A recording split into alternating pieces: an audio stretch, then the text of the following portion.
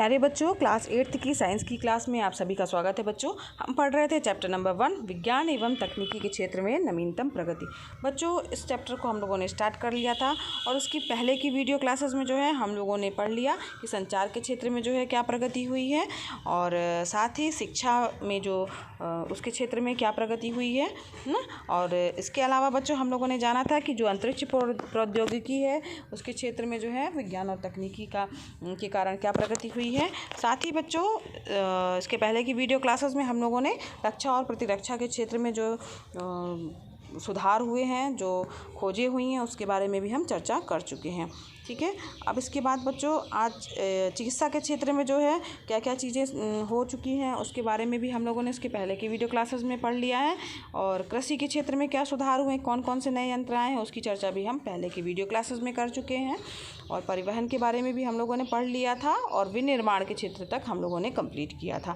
अगर बच्चों आप लोगों ने अभी तक ये नहीं देखा है इसकी पहले की वीडियो क्लासेस, तो चैनल की प्लेलिस्ट में जा कर के आप देख सकते हैं और उसको देखने के बाद जो है जहाँ से स्टार्ट हो रहा है वहाँ से आप पढ़िए, तभी आपको चैप्टर अच्छे से समझ में आएगा और आप प्रश्नोत्तर कर पाएंगे। तो बच्चों आज हमें स्टार्ट करना है, जो हमारा क्षेत्र है वो है उद्योग के क्षेत्र में। तो इसमें विज्ञान और तकनीकी के कारण क्या प्रगति हो गई है उसकी चर्चा हम करेंगे। बच्चों ये यहाँ पर जो पहले हमारे उद्योग धंधे थे वो हमारे देश में वो बहुत ही कम थे और जैसे जैसे क्या कहते हैं विज्ञान और तकनीकी का विकास होता गया तो हमारा देश जो है वो औद्योगिक क्षेत्र में धीरे धीरे तरक्की करता गया। और उद्योगों के कारण ही जो सस्ते दाम वाले जो हैं गुणवत्ता वाले उत्पाद जो थे सस्ते दामों पर आसानी से उपलब्ध होने लगे और लोगों के रहन सहन के स्तर में जो है आपको परिवर्तन दिखाई देने लगा होगा। तो वर्तमान समय में बच्चों बहुत सारे उद्योग हैं जो कि जैसे कि यहाँ पर दिख रहा है आपको ये खनन उद्योग, ये देखिए खनन उद्योग, लौह एवं इस्पात से संबंधित उद्योग जो हैं वो आ गए हैं। सीमेंट उद्योग भी हैं, कोयला उद्योग हैं, पेट्रोलियम उद्योग हैं, कपड़ा उद्योग, रत्न एवं आभूषणों से संबंधित उद्योग, चीनी उद्योग जो हैं, ये सब उद्योग जो हैं वो वर्तमान समय में आपको दिखाई दे रहे हैं। बाल्को, हिंडाल्को ना, नाल्को, ये सब जो हैं प्रमुख जो हैं कंपनियाँ हो गई हैं। ये सभी जो है एल्युमिनियम के उद्योग के कारखाने हैं। तो बाल्को, हिंडाल्को और नाल्को ये जो हैं क्या है एल्युमिनियम उद्योग के कारखाने हैं। ओएनजीसी और ऑयल पेट्रोलियम के जो कारखाने हैं वो भी आ गए हैं। और मथुरा में बच्चों, मथुरा में जो है एक मथुरा रिफाइनरी है, तो वो उद्योग के क्षेत्र में देश को अग्रणी बनाने के लिए मेक इन इंडिया योजना को शुरू किया गया है ना। उद्योगों के क्षेत्र में देश को अग्रणी बनाने के लिए मेक इन इंडिया योजना का जो है शुरुआत किया गया है। और इसके तहत क्या होता है कि जो विदेशों के कई निवेशक हैं उनको भारत में विभिन्न व्यवसायों में पैसा लगाने के लिए जो है वो अवसर उपलब्ध कराया जा रहा है। और भारत में बने हुए उत्पादों के लिए राष्ट्रीय और अंतर्राष्ट्रीय स्तर पर घरेलू कंपनियों के साथ ही बहुत देसी कंपनियों को अवसर देने का लगातार प्रयास किया जा रहा है। तो मेक इन इंडिया योजना जो है वो लागू की गई है। तो इस तरीके से बच्चों उद्योगों के क्षेत्र में जो है वो साइंस और टेक्नोलॉजी के कारण बहुत ही विकास हुआ है और बहुत परिवर्तन जो है हमें दिखाई दे रहा है। अब हम चर्चा करेंगे बच्चों, जो हमारा नेक्स्ट क्षेत्र है वह है ऊर्जा का क्षेत्र। तो यहाँ पर जो है ऊर्जा के क्षेत्र में क्या परिवर्तन हुए हैं पुराने समय में और अब समय में, तो उसकी चर्चा करेंगे बच्चों। आज जो है कई तरह के ऊर्जा स्रोत जो है हम लोग इस्तेमाल कर रहे हैं। तो जैसे कि कोयला हो गया, पेट्रोलियम ना जिससे हमें ऊर्जा मिलती है, प्राकृतिक गैस हो गई, नाभिकीय ऊर्जा, पवन ऊर्जा, सौर ऊर्जा ना, तो इन सभी स्रोतों का इस्तेमाल करके हम ऊर्जा प्राप्त कर रहे हैं। तो ऊर्जा के कुछ स्रोतों को लगातार इस्तेमाल किया जा सकता है।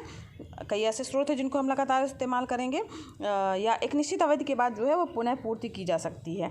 इस प्रकार के जो ऊर्जा के स्रोत हैं उनको नवीकरणीय या अक्षय ऊर्जा स्रोत कहा जाता है।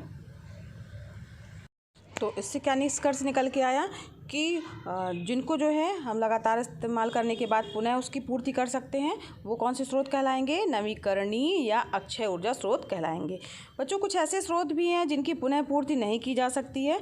इस प्रकार के ऊर्जा स्रोतों को क्या कहा जाएगा, अनवीकरणीय ऊर्जा स्रोत कहा जाएगा।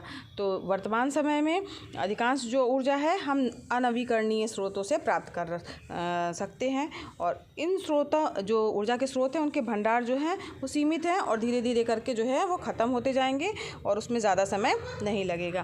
तो चूँकि बच्चों ये देखिए आपके सामने ये ऊर्जा के स्रोत का जो है एक चक्र दिख रहा है। तो ऊर्जा के स्रोतों को दो भागों में बांटा गया है, नवीकरणीय ऊर्जा के स्रोत और अनवीकरणीय। तो किस तरीके से हम समझेंगे नवीकरणीय? नवीकरणीय मतलब उनको हम फिर से उसको यूज़ कर सकते हैं, फिर से हम बढ़ा सकते हैं, उनको जो है प्राप्त किया जा सकता है, पुनः पूर्ति उनकी की जा सकती है। तो उसमें देखिए पवन यानी हवा हो गई, सूर्य से प्राप्त ऊर्जा है, पृथ्वी, वन, जल, जैव, ये सब जो है वो नवीकरणीय स्रोत हो जाएंगे। और जो अनवीकरणीय स्रोत हैं जो कि ख़त्म हो जाएंगे कुछ दिनों बाद जो है ना, तो जब हम इसका उपयोग करते रहेंगे, तो वो है कोयला, पेट्रोल, केरोसिन, रसोई गैस, ये सब क्या है? अनवीकरणीय स्रोत हैं। तो बच्चों, वर्तमान और भविष्य की ऊर्जा की मांग को देखते हुए जो विश्व है उसमें स्वच्छ एवं नवीकरणीय ऊर्जा स्रोतों जैसे कि सौर, पवन, जल, बायोगैस, समुद्री नाभिकीय एवं भूतापीय ऊर्जा ना, उसके प्रयोग को हमें बढ़ावा कर देना चाहिए, ताकि जो है, क्योंकि हम ये तो हवा, सूर्य जो इससे ऊर्जा प्राप्त हो रही है उसको हम आगे तक भी हमेशा के लिए यूज़ कर सकते हैं, इसलिए इनके प्रयोग को बढ़ावा देना चाहिए ना। और इनके प्रयोग से जो पर्यावरणीय क्षति और ग्लोबल वार्मिंग से भी जो है बचा जा सकता है। और अगर हम जो है अनवीकरणीय स्रोत जैसे कि पेट्रोल, कोयला, केरोसिन, रसोई गैस है ना, ये सब इस्तेमाल करते हैं बच्चों, तो इनसे जो है वो पर्यावरण भी हमारा प्रदूषित होता है और ग्लोबल वार्मिंग बढ़ रही है। तो नवीकरणीय जो ऊर्जा के स्रोत हैं सर्वाधिक व्यापक और असीमित ऊर्जा के स्रोत हैं, और अन्य जो नवीकरणीय ऊर्जा स्रोत की तुलना में सौर ऊर्जा सबसे महत्वपूर्ण एवं कम प्रदूषणकारी है। तो जो है सौर ऊर्जा को बढ़ावा दिया जा रहा है, सोलर प्लेटें लगाई जा रही हैं, उससे लाइट हम चलाते हैं, बड़ी बड़ी मशीनों को भी हम चलाते हैं सूर्य के द्वारा। जो स्ट्रीट लाइट आपने देखी होंगी, रास्ते में आप आते होंगे तो वहाँ पर जो लाइट लगी हुई है उसके ऊपर एक सोलर प्लेट लगा दी गई है आजकल, ताकि स्ट्रीट लाइट जो है वो अपने आप जो है सौर प्लेट हैं उनसे जल जाएं। तो इसके अलावा भी बच्चों सोलर कुकर आते हैं खाना पकाने के लिए। तो बहुत सारी चीज़ें हैं जो सौर ऊर्जा से चलती हैं, उनका हमें इस्तेमाल करने के लिए लोगों को प्रोत्साहित करना चाहिए और बढ़ावा देना चाहिए। तो इसी क्रम में जवाहरलाल नेहरू राष्ट्रीय सौर मिशन योजना की शुरुआत की गई, ठीक है, ताकि हम सौर ऊर्जा को बढ़ावा दे सकें। तो इस मिशन का जो उद्देश्य है बच्चों, इस मिशन का जो उद्देश्य है वो सौर ऊर्जा के क्षेत्र में देश को वैश्विक नेता के रूप में स्थापित करना है। तो ये योजना कौन सी है? जवाहरलाल नेहरू राष्ट्रीय सौर मिशन योजना, ठीक है, जो कि किससे संबंधित है? सौर ऊर्जा को बढ़ावा देने से संबंधित है। अब हम चर्चा करेंगे, हमारा जो नया क्षेत्र है वो है व्यापार और वाणिज्य। तो इस क्षेत्र में पुराने समय में कैसे होता था और अब क्या हो रहा है उसकी चर्चा हम कर लेते हैं। तो बच्चों, जो व्यापार है उसका क्या अर्थ होता है? व्यापार का मतलब होता है बेचना और खरीदना, क्रय और विक्रय जो है, एवं वाणिज्य का अर्थ है धन प्राप्ति के उद्देश्य से वस्तुओं को जो है हम क्या करते हैं? बेचते और खरीदते हैं। तो ये क्या कहलाता है? व्यापार कहलाता है बच्चों। और जो प्रारंभ में कैसा होता था कि व्यापार जो है वो, उस समय तो पैसा नहीं था, तो क्या करते थे लोग? सामान को भी एक दूसरे से बदल देते थे। तो एक सामान के बदले में दूसरा सामान लेकर के जो है व्यापार आरंभ किया गया। जिसके पास जो चीज़ ज़्यादा थी तो उसने वो चीज़ दूसरे को दी, और एक दूसरे से जो है वो बदल लेते थे। बाद में वस्तुओं के बदले जो है वो धातु, सिक्के, हंडी अथवा पत्र मुद्राओं से क्या कहते हैं व्यापार किया जाने लगा। तो मुद्रा के आविष्कार के बाद व्यापार में बहुत ही सरलता और सुविधा हो गई थी, क्योंकि हम उसके लिए करेंसी हो गई थी, निर्धारित हो गया था, तो उसके कारण जो है हमें सरलता और सुविधा हो गई थी। और जो आधुनिक समय है उसमें मुद्रा के स्थान पर अब इस समय वर्तमान में तो और अच्छा हो गया कि हम लोग जो है वो पैसे रखते नहीं है पर्स में, उसकी जगह एक कार्ड चला हुआ जिसको क्या बोलते हैं? क्रेडिट कार्ड कहते हैं। तो उसके द्वारा जो है हम व्यापार जो है करते हैं। जैसे किसी कोई बिल पेमेंट करना है तो लगाते हैं। आपने देखिए यहाँ पे एक मशीन दिख रही है ना, इसको स्वाइप कार्ड मशीन बोलते हैं। तो आप कुछ भी मंगवाइए, आपके पास कैश नहीं है, अगर आपके पास क्रेडिट कार्ड है तो उसके माध्यम से जो है वो पेमेंट हमारा कट जाता है। तो उसके लिए हमें कैश रखने की ज़रूरत नहीं है। तो यहाँ पर जो है वर्तमान समय में किसका प्रयोग होने लगा है? क्रेडिट कार्ड का प्रयोग जो है व्यापार में होने लगा है। नवीनतम तकनीकी के अंतर्गत बच्चों व्यापार एवं वाणिज्य ई व्यवसाय, ई कॉमर्स के रूप में जो है वो प्रचलित हो गया है। ई व्यवसाय बोलते हैं उसको, ई कॉमर्स बोलते हैं। और ये जो होता है वो इंटरनेट के माध्यम से जो है होता है, इंटरनेट के माध्यम से इसका संचालन होता है। इसके अंतर्गत बच्चों क्या होता है कि ना हम केवल खरीदते हैं बल्कि बेच भी सकते हैं, और ग्राहकों के लिए सेवाएँ और व्यापार के भागीदारों के साथ जो है वो सहयोग जो है हम करते हैं। इंटरनेट के माध्यम से जो व्यापार है उससे संबंधित उत्पादों का प्रचार प्रसार भी किया जाता है।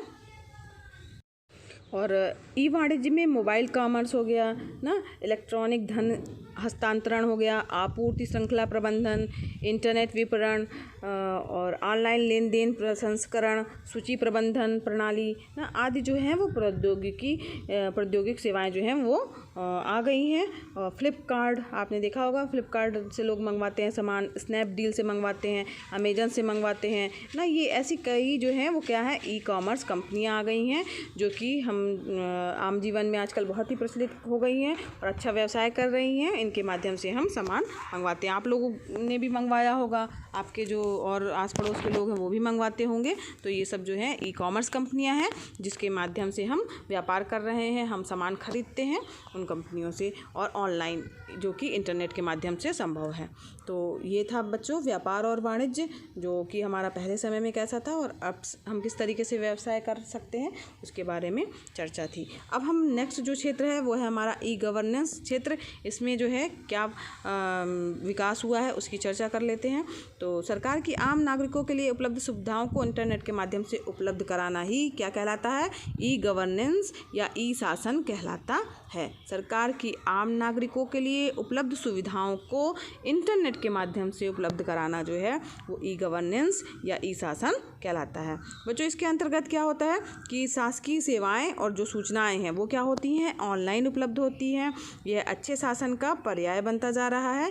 इसमें पारदर्शिता रहती है और ई शासन के प्रयोग से शासन प्रणाली जो है अधिक पारदर्शी होती है, कुशल होती है, जवाबदेही मतलब उसमें बनाई जा सकती है कि भाई कौन किसने नहीं किया ये काम ना। तो इसके अंतर्गत बच्चों शासन संबंधी सभी सूचनाएं जो हैं वो उसको क्या किया जाता है, इंटरनेट में डाला जाता है, जो कि हमें उपलब्ध होती हैं, जिसको हम देख सकते हैं। विद्यालय में चाहे वो दाखिला हो, बिल भरना हो, आय जाति प्रमाण पत्र बनवाना हो, सभी मूलभूत सुविधाएं बच्चों वो हिंदी में भी जो हैं वो उपलब्ध हैं, जो कि क्या है सरकार की सुविधाएं हैं, जिसे ई गवर्नेंस या ई शासन कहा जाता है। बच्चों केंद्र सरकार और राज्य सरकार के विभिन्न विभाग नागरिकों, व्यापारियों और सरकारी संगठनों को ही नहीं बल्कि समाज के हर वर्ग को सूचना और प्रौद्योगिकी की सहायता से विभिन्न प्रकार की सेवाएं जो हैं वो प्रदान कर रहे हैं, जो कि केंद्र और राज्य सरकार हैं, है ना। तो 18 मई 2006 में एक राष्ट्रीय ई शासन चालू किया गया था, प्रणाली शुरू की गई, जिसके तहत जो है वो संपूर्ण भारत में साझा सेवा केंद्र CAC स्थापित किए गए हैं। ये साझा सेवा केंद्र आम आदमी को सीधे तौर पर लाभान्वित कर सहज, सुलभ और उनके घर तक सरकारी सुविधाओं को उपलब्ध कराने का प्रयास कर रहे हैं और ई गवर्नेंस को ही डिजिटल इंडिया चरितार्थ कर रहा है। ठीक है, डिजिटल शासन का क्या तात्पर्य हुआ कि उसका क्या अर्थ हुआ कि सभी प्रकार की शासन संबंधी जानकारियों का डिजिटलाइजेशन। ठीक है, डिजिटल इंडिया के अंतर्गत ई हॉस्पिटल की भी शुरुआत हुई है। इसमें बच्चों हम ई हॉस्पिटल से ये मतलब हुआ कि हम ऑनलाइन ही अपना नंबर लगा सकते हैं डॉक्टर के लिए ना, और ये सब जो है वो किसके कारण ही संभव हुआ है, विज्ञान और तकनीकी के प्रचार और प्रसार के कारण ही संभव हो पाया है। तो इस प्रकार बच्चों विभिन्न क्षेत्रों में जो नवीनतम क्या क्या प्रगति हुई है उसकी चर्चा हम लोगों ने कर ली, जो कि विज्ञान और तकनीकी की देन है। तो बच्चों आज हमारा ये चैप्टर यहीं पर समाप्त हुआ। तो और इसके बाद बच्चों ये अभ्यास के प्रश्न बचे हुए हैं, जो कि हम नेक्स्ट वीडियो क्लास में करेंगे। आज के लिए इतना ही बच्चों। अगर बच्चों पढ़ाना पसंद आ रहा हो तो वीडियो को लाइक कीजिएगा, चैनल पर नए हैं तो चैनल को सब्सक्राइब कीजिए, साथ ही बच्चों बेल आइकन भी प्रेस कीजिएगा ताकि आपको नए वीडियो का नोटिफिकेशन मिलता रहे सबसे पहले। और बच्चों ये वीडियो क्लासेस एकदम फ्री है, निःशुल्क हैं, तो आप इसका लाभ लीजिए, दूसरे बच्चों को भी शेयर कीजिए ताकि वो भी इसका लाभ ले सकें। धन्यवाद बच्चों, मिलते हैं नेक्स्ट वीडियो क्लास में।